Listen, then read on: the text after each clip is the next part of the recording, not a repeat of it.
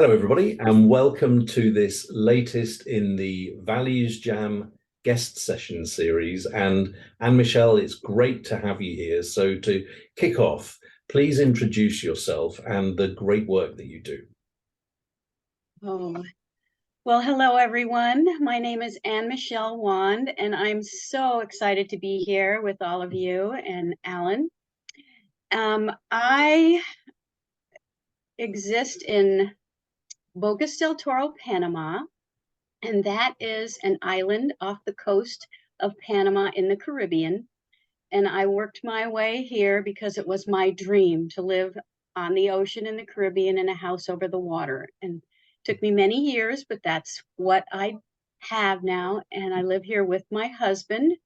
I am semi-retired, but I like to have projects to do. And I was in real estate for most of my life. So now I just dabble in creating investor groups and helping other people learn how to invest or passively invest in real estate. I build and sell houses upon occasion, but I do it in a slow, easy way that's not stressful for me.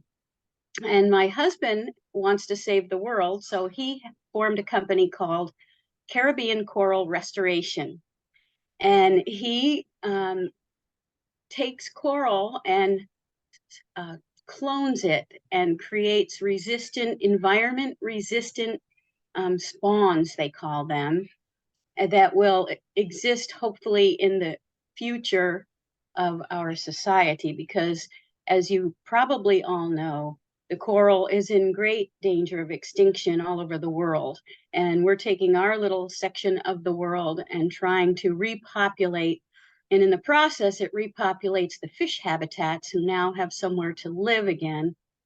And that feeds the local communities and all of our restaurants and on and on and on. So we're really happy to be doing that. And I'm happy to be here today. Thank you. Fantastic. Thank you. And I have to ask you this question. I know the answer because we've spoken about it before, but you said about you're in Panama and you're living your dream. Just tell us that very short version of how long it took you to decide. Well, I had that dream. I was a person that had a wanderlust and wanted to travel the world. And since I was 18 years old, it was my dream to live in the Caribbean somewhere over the water, really. And so every vacation that I got from that time on, which of course wasn't very much when I was in college or in my early working years, because I had children young. But as I got older, that grew and grew. Every chance I got, I would visit a warm beach, all over the world, Hawaii, Bali, Mexico, anywhere I could find that had a warm beach, and just kind of looking for that feeling of I could live there. Well, throughout my career, I raised my kids. I was a single mom for a period of time. I got into my real estate career and did very well, and saved my money and gained equity in my properties. And at one point, my girlfriend and I were traveling through Central America looking for that place in the sun once again. And we were in Costa Rica after having gone, through Mexico and all the other countries. And I read a little ad in a magazine called International Living. And it said, cheapest land in the Caribbean. And I called the number and I talked to the guy, and we got so excited that we decided that day to go across the border into Panama, and got off the plane from San Jose to Bocas del Toro, looked around, and pretty much felt that feeling. I could live here. Now, my girlfriend Donna felt it first. It took me a couple of days, but by the fourth day, we were there for 4 days. And by the end of that day, we both had a contract on a piece of land, before we left. Wow, that's such a brilliant story, and I love the fact that, well, it's the impulse first, and like you said, that feeling, Yes. and then that feeling manifesting over a number of years to the reality that it is for you now. It's just such a beautiful story. So thanks for sharing that. Yes, that was 23 years ago, by the way. Okay. So now what we're going to do is we're going to play Values Jam. So the first thing we have to do is choose a card. So I'm just going to tip out the cards, and I'd like you to tell me how many times you'd like me to cut the deck, please. I would like you to cut the deck 3 times. Okay, so I've got 4 piles that I'm going to have in front of me. And so would you like pile 1, 2, 3, or 4? 1. And I have 12 cards, so number between 1 and 12. 8. 8. Very decisive.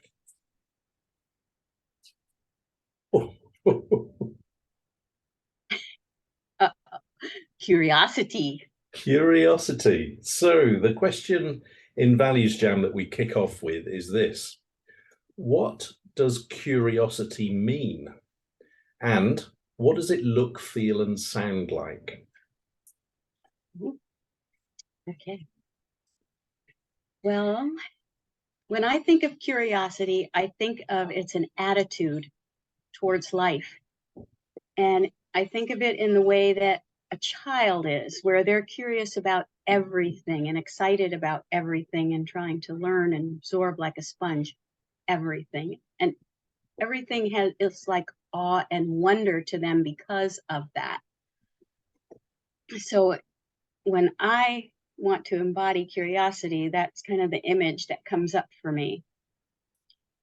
And he said, what does it feel like? Yeah. To me, it feels like an excitement. Yeah. And like I said, an attitude of wonder and even awe at times. Okay. And what about what does it sound like? What does it sound like? Woohoo! Look what I found. Great, great answer, and it's very similar to mine. I think the way that I summarize curiosity is this feeling of not knowing, Yes. but being comfortable with that and Yes. having a sense of exploration. Mm-hmm. And as far as so you said the child in us, and I think children are a brilliant example often of curiosity. And for me, the sound of curiosity is that voice saying, "Why?" That's a good one. That's a good Yeah, one. There's a and certain eagerness about it, right? There's an eagerness that we. oh, eagerness, yes, but also repetition, because it's like, "Why?" And then you give your best shot at the answer, and then you hear, "Why?" Why? And the look of curiosity for me is, I don't know why this comes to mind actually, but it's like a path when you're in a place that you don't know, that you can't see where it goes, but it's the path that I want to go down. It's like, Unknown. yeah, yeah. And the feeling, yeah, it's this, you use the word as well, if it's this sense of wonderment, and Mm-hmm. also kind of, I think with me and curiosity, over the years it's developed into something around not not expecting anything. It's just going to be what it's going to be. So when you Mm. go down that path, if you stumble across a beautiful beach with nobody on it, great. And if you come across a dead end, then okay. that's Yeah. that's Yeah. what's going to happen sometimes, right? Well, if you knew, what was going to happen, it wouldn't be the unknown, right? Yeah, that's absolutely right. And so, without using the Panama example, When have you experienced curiosity? Hmm.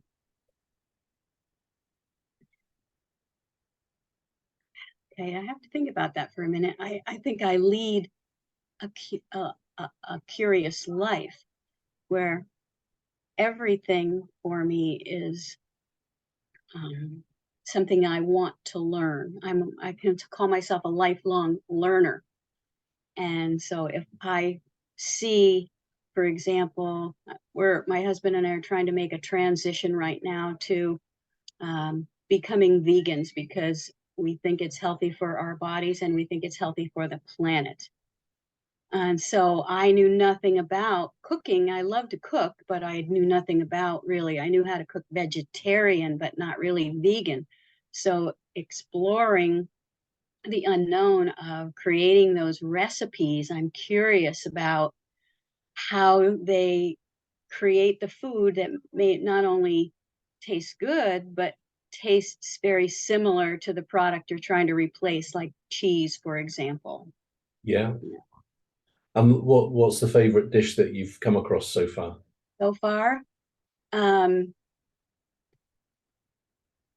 well, it's actually not one that I cooked myself. It's something called Beyond Meat that is something you can buy in the store. You've Yeah, probably heard of it. yeah. They're meatballs. I swear, you put them in spaghetti sauce, you can't tell the difference. Is that right? I'm curious because I haven't done a very good job at all of eating less meat and more vegetables. So an example is I enjoy cooking as well, right? And um, spaghetti carbonara, for instance, is a really tasty dish. And I came across Hmm. a recipe that said it's great because all you need to do is switch out the bacon and use I don't know if it's the same word for you, but swede. It's like like turnip, a root vegetable that it's saying that you can use instead. So I thought, great, let's do that, and did it, and it just wasn't as good. Yeah, some things like the cheese that I made, it tastes really good, but it doesn't taste exactly like cheese. If you Right? use it macaroni and cheese, yes, it's fine. But like a slice of cheese, with a cracker or Yeah. something, that's totally different. And I still have yet to discover that, but I'm told it exists. And what about, so I'm interested in your approach actually, because it strikes me that there's the two approaches that are in my mind, and maybe there are other approaches as well. So, what you could look to do is to match your meat dish as close as possible. That's one way that you could approach this. Yes. Or the other one is to just accept that these non-vegan products are just not going to be in what you're going to cook. And so you Hmm. cook something completely different. Hmm. Do you do a bit of both, or which direction are I you? do a bit of both. I mean, you can make some, you were talking about bacon. You can make a vegan bacon from strips of thinly sliced coconut. Okay. And you can use other vegetables too and see what tastes the best to you. Thinly sliced carrot, maybe, or something like that. And you spice it a certain way and then cook it in the oven till it's crispy. And you end up with a product that crunchy and Yeah. savory. And it doesn't taste exactly like bacon, but it's good. Yeah. I know what inspired me to move more away from meat in the first place was I just remember reading this article about how much water it takes to get a steak onto the plate. And I can't remember the number, but it's like thousands of gallons of water through the whole, farming process, which is crazy. Yeah. And It's so that that, way for many products that we eat in the meat department. It's that way a lot, where there's so much resources used up to raise them and get them to our table. And that's yeah, just one, thing one reason, to move away from that. Yeah. And I think related to curiosity, I don't think that there is enough transparency around information. Oh So yeah. I was shocked when I read that about the amount of water. It's not, it's not commonly shared. And I feel that if there was more information that food producers had to include on their packaging, then perhaps people would make very different choices. And related to that, um, and packaging and labeling just the chemicals that they put in, the chemicals, Yeah, the hormones and things they feed the animals, and the chemicals that they put in to process the food in varying ways. If you really knew what went into your food, you probably wouldn't eat it. yeah. So thank you for Which that. is why the movement towards organic is big Yeah, and growing. yeah. So thank you for your example. My example of when I've experienced curiosity is that I've started just in the last probably few weeks, started to play with Chat GPT Oh. and ask it questions, and it's fascinating. Um, so, I think the kind of wrinkle with Chat GPT is what, well, two main ones. One is that you don't really have an understanding of the ethical programming that sits underneath it. So that's like a bit of a be careful. And then the other thing, it doesn't actually name its sources.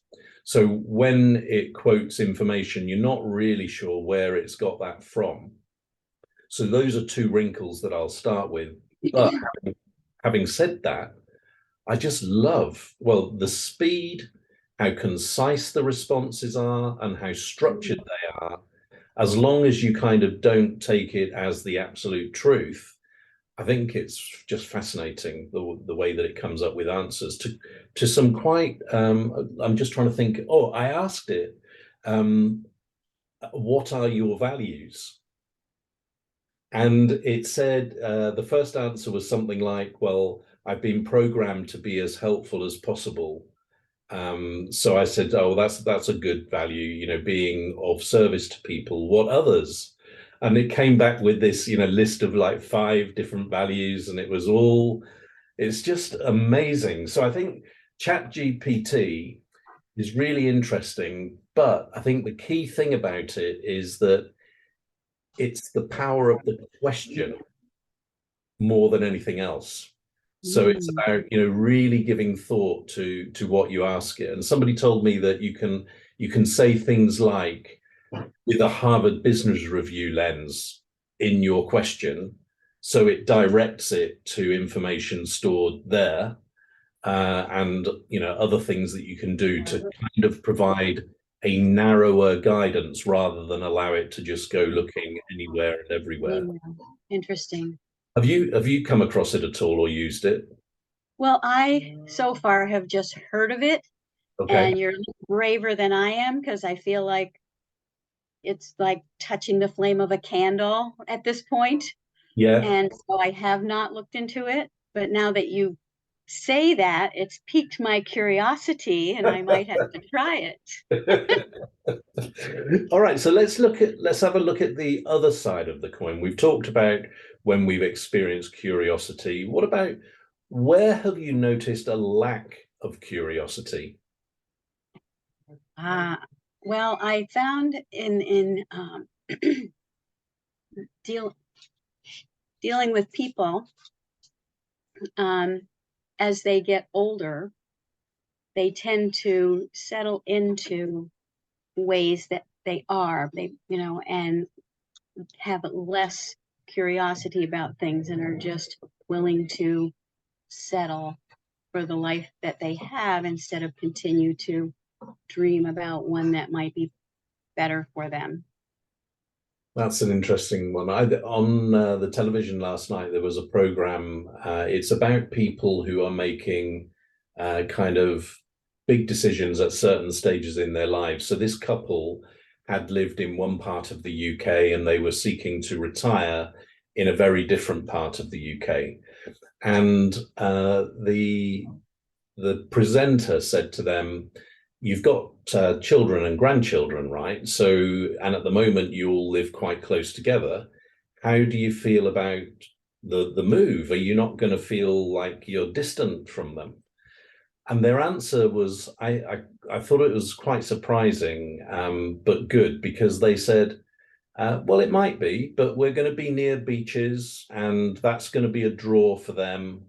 And this is our time. You know, we want this time to be for us now. And I thought it was great to have that strength of conviction that you Mm-hmm. know, they've done their job, they brought up their children, they do Mm-hmm. love their grandchildren, but if you want to come and see us, you come and see us, kind of thing. Yes, yes. I came to that exact decision back when I moved here to Panama because my children and my grandchildren are in Colorado, where I lived for 35 years. Okay. And we see each other on the average of twice a year. They come here or I go there or both. And we talk on the phone, we keep in contact, and we have video chats like this, Yeah. Um, so it's all good, although my grandchildren have sort of, dropped grandma off the end of the earth, that they're 16 and 18. Mhm. But I can totally relate to what they're saying. When I did come to that place of, I've lived my life doing everything, serving my family and my parents and the world at large with a job and all those kinds of things. And now it's time for me. Yeah. I totally agree with that. Yeah. Okay. And my example, I think, is very general because I have a feeling that curiosity is severely lacking in many people. And the reason I think for this, I've not kind of come to a conclusion on this, but I'm being drawn to this position, I think, is that so many people like to feel in control. Interesting. Mm-hmm. And because people like to feel in control, they would rather deal with the known, even if Mm-hmm. it's not good, Mm-hmm. because you feel a greater sense of being in control. Yes, Mm. yes, I agree with that. And the other dimension to this is the relativity between known and unknown. And I often think about, you know, if the whole of what is 100%, what percentage of that is the known and what percentage is the unknown? And it actually, why don't I ask you that question? What would you say? So what do you think the split is? I have no idea. I think that if I had to come up with an answer, it's 100% known and 100% unknown. That's a brilliant answer. So when I started thinking about this, I was thinking, you know, what if the known is like 10% of the whole and 90% of it is unknown? And then there's a guy called Richard Barrett who operates in the value space, done just great work over decades. And when I was talking to him about it, he said, I think you're estimating too high. I think that the known is probably no more than 2%, you know? So that, you know, whatever, whether it's 10% or 2% or whatever, it does beg the question, why are people so content to be with such a small percentage of what is when there's so much out there that you could dive into, Well, just because you're not in control? mhm. Well, two things come up for me with that. Hmm. One is I don't think they're content, to be honest, that they prefer to live even in misery because they're in control, like you said. So, and they've gotten so used to that it doesn't feel like misery all the time. It's just how life Oh, it is. is. Yeah. like when I'm talking to my son, sometimes he will say, well, we're talking about mind concepts, mind, how to master your emotions so that you can master your life, which is a lifelong learning process. Yeah. And I'll say something about, well, you could quit smoking or whatever it is that we're talking about that day. And he goes, but it's so hard, so hard. And I told him that as long as you keep thinking that it's hard, it's going to be hard. Yeah. Whereas when I do my visioning or my thinking about how my life and I want it to be, I think about ease and grace.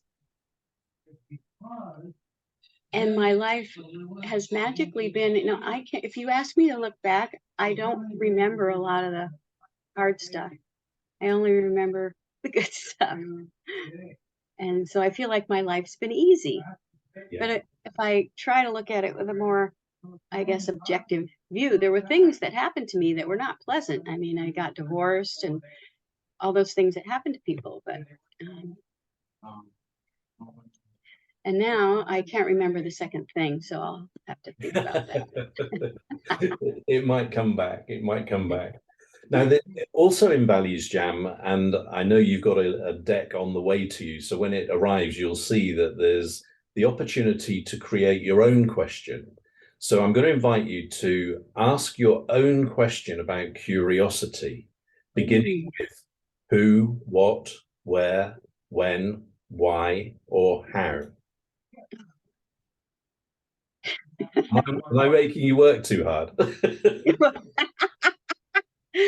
Okay, let me take that in. Create a question around curiosity. Yeah.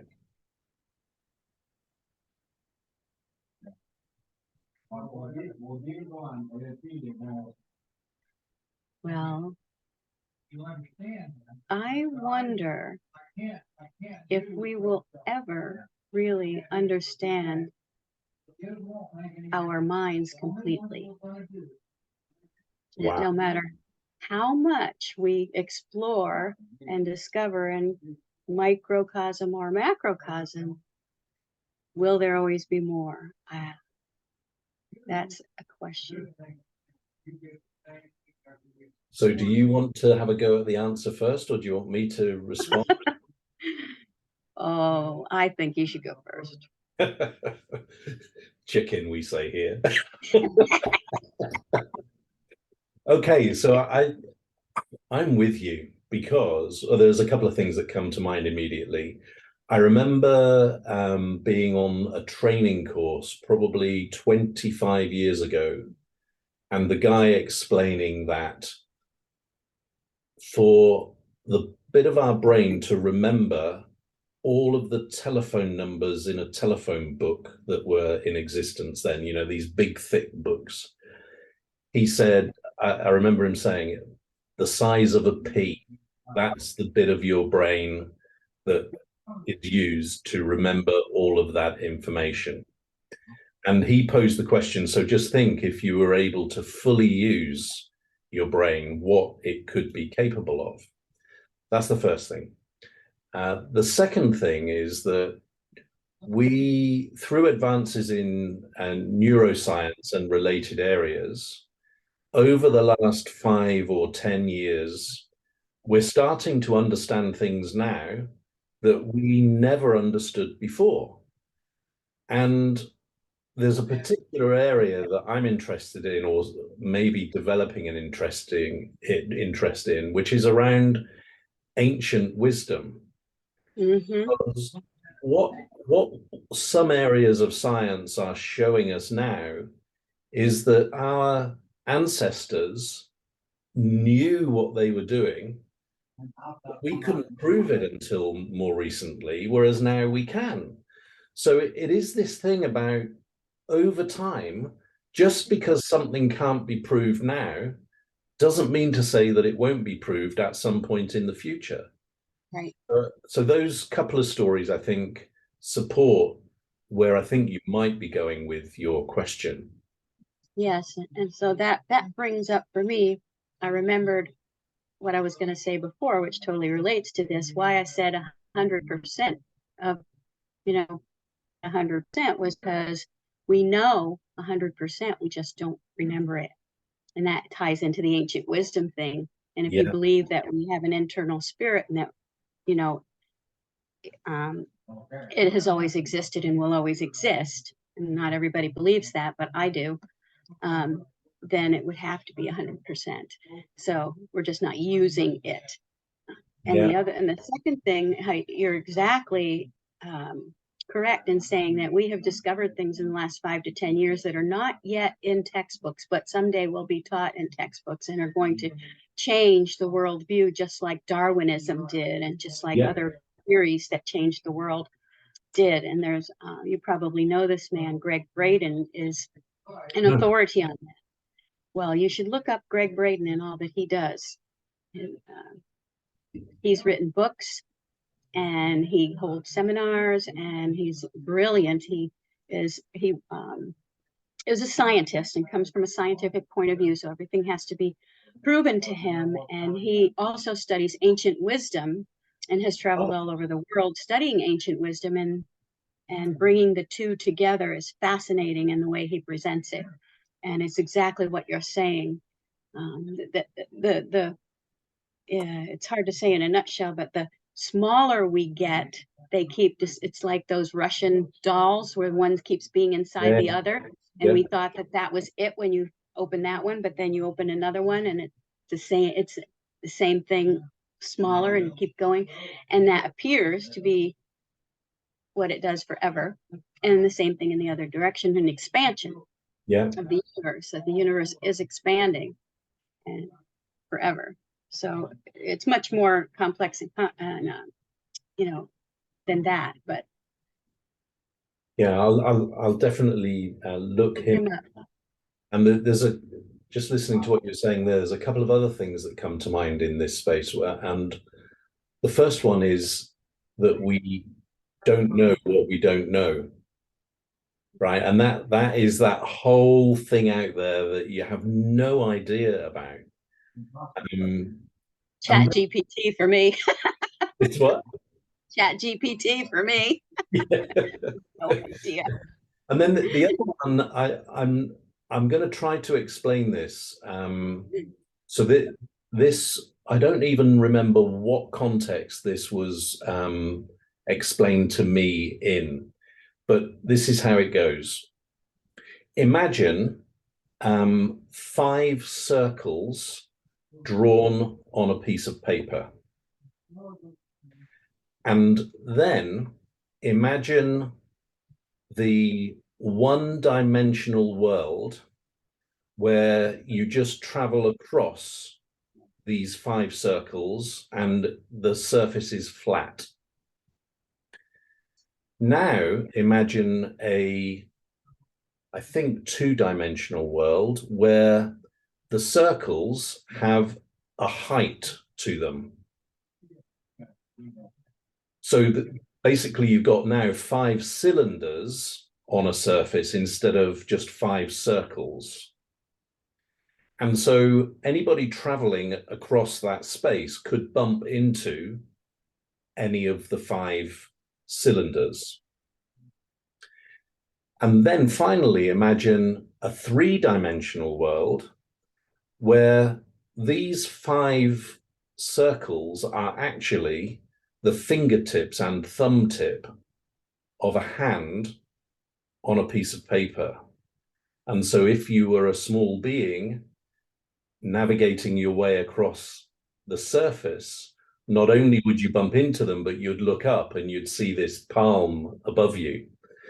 And I'm really not sure why that came to mind, but it's this thing about you only understand things in the context that you know. That's so true. It's called perception. Yeah. Perception is everything. Yeah.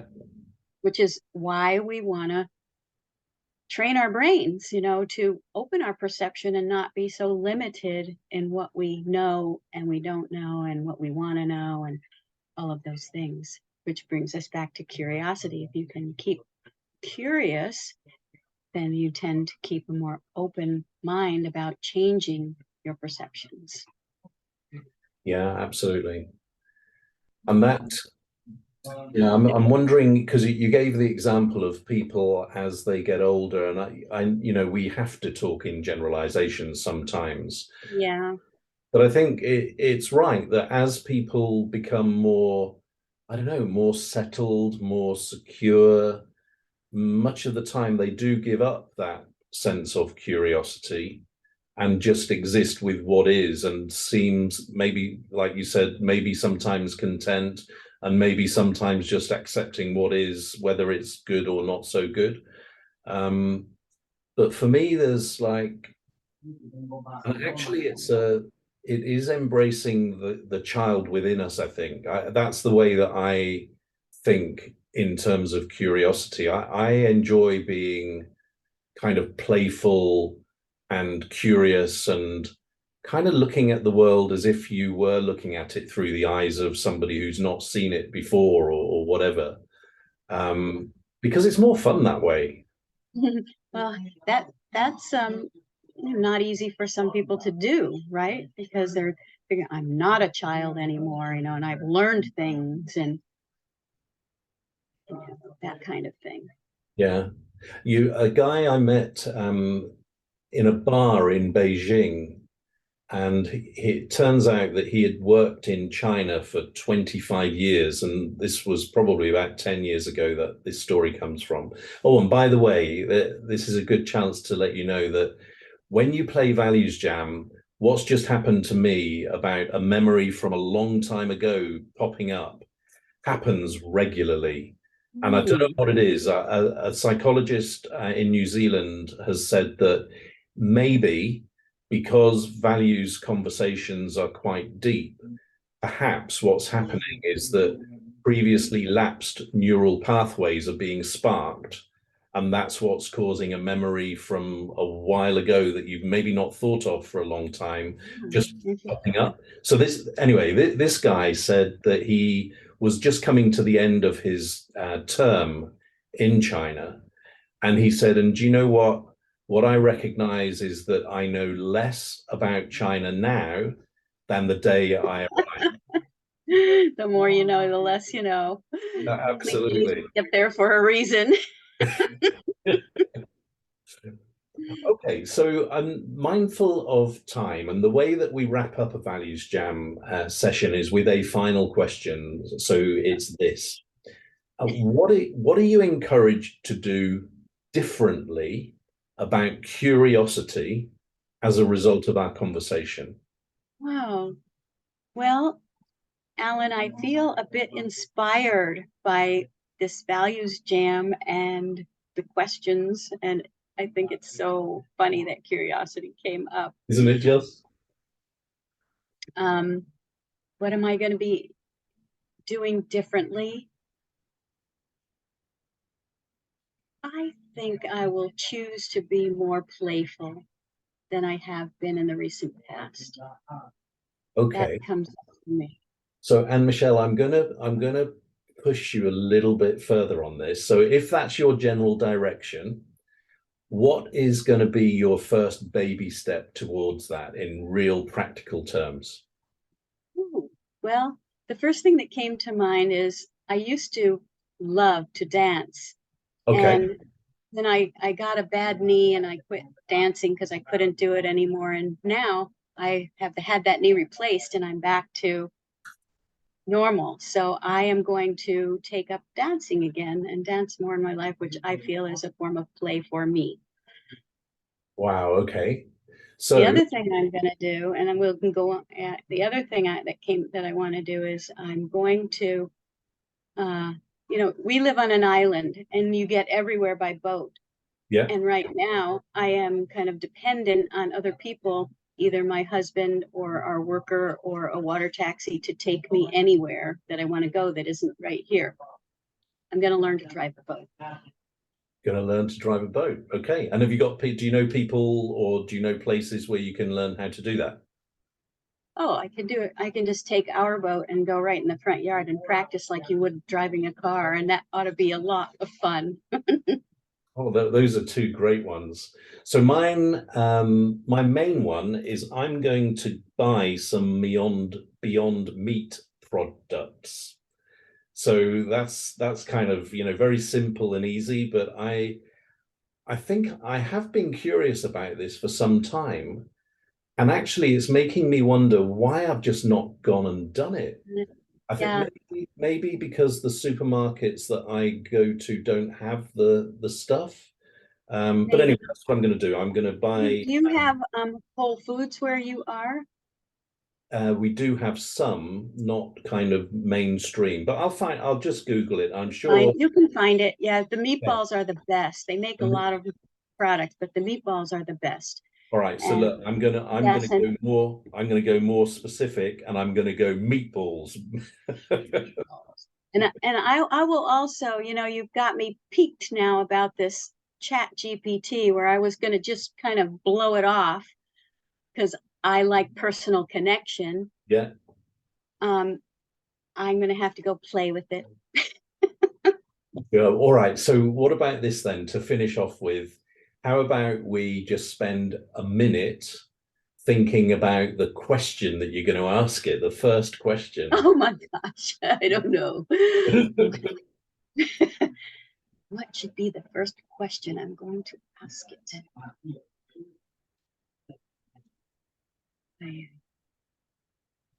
I don't know right now. What's the most important thing in the world to you? Love. Okay, so what would you like to know about love?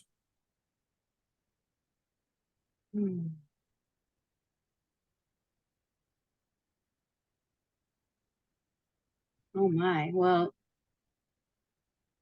I don't know if it's what I would like to know about love, but what comes up for me is if love is what we are, and I believe that, why is there war? What a brilliant question. And do you know what? This is a bit spooky, but you remember you chose the pile and then you chose the number of the card. This was the card on top of that pile. That's me. There you go. Okay, so Anne Michelle, thank you so much for this Values Jam. It's just been a joy. And like you say, a bit weird that we pulled the card Curiosity, but it's been great fun. So thank you very much. You're welcome. And it's sort of like the tarot, you're using your intuition to pull things from the universe. That's it. Okay, you take modern version. Bye now. Thank you. Bye-bye.